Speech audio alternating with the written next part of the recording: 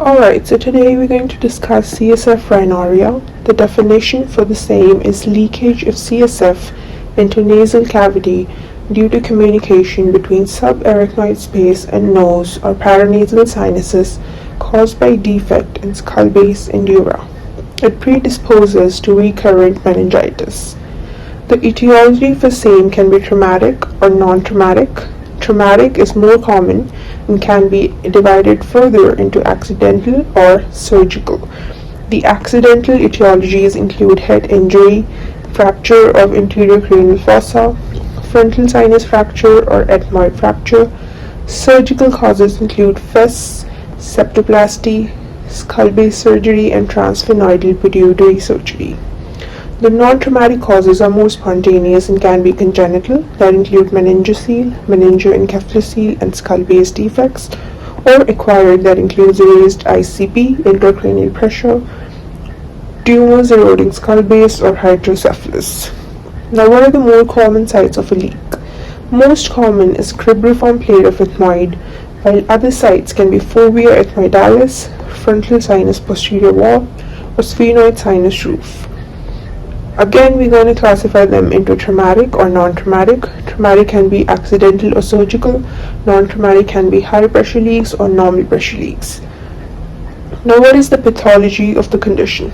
It is basically a defect in the bone of skull base or dura mater that leads to a communication between subarachnoid space and nasal cavity that leads to escape of CSF through the nose. Now, what are the clinical features? The cardinal features can be clear watery nasal discharge that is usually unilateral, can be continuous or intermittent, increases on bending forward, increases on coughing or straining. Or it can be due to a history of trauma, which can be recent head injury or previous nasal surgery. Associated symptoms can be salty taste, headache due to recurrent meningitis. Now, how do you diagnose? For examination, we would see a reservoir sign, that is when patient bends his head forward, accumulated CSF suddenly drains from the nose. Next is handkerchief chest, in which CSF is clear and therefore does not stiffen cloth on drying, whereas your nasal mucus contains mucin and stiffens any cloth. Now, what are the investigations? For biochemical investigation, we do a beta-2 transferrin test, that is the most specific investigation found exclusively in CSF perilymph and is a positive test that confirms CSF leak. Next is glucose testing. Again, glucose is present in CSF, so nasal secretions do not contain glucose, but it is less reliable than beta-2 transferrin. Next on, we move to imaging. Imaging for HRCT scan, which is the investigation of choice, can demonstrate bony defect, skull base fracture, and the site of leak. On MRI, we can see meningocele, meningoencephalocele, and soft tissue defects. On CT cysternography, we can see contrast introduced into CSF. It helps identify exact leak site and useful when leak is intermittent. Now, what are the differential diagnoses for the condition?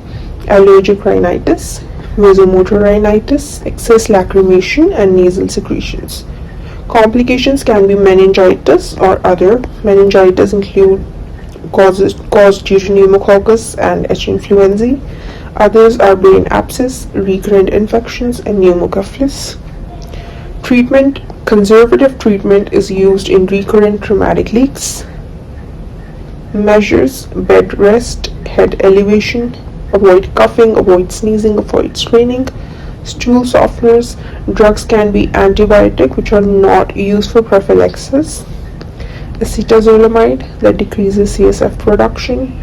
Lumbar drainage may decrease ICP.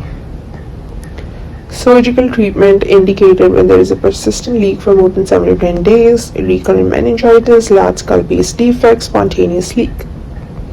Now, what is the treatment of choice? It is endoscopic endonasal repair. Advantages: no external scar, success rate is up to 90%, minimal morbidity. Then graft materials used can be from fascia lata, fat graft, septal cartilage, and middle turbinate graft. Intracranial approach for the same can be reserved for large defects, multiple leaks, and failed endoscopic repair.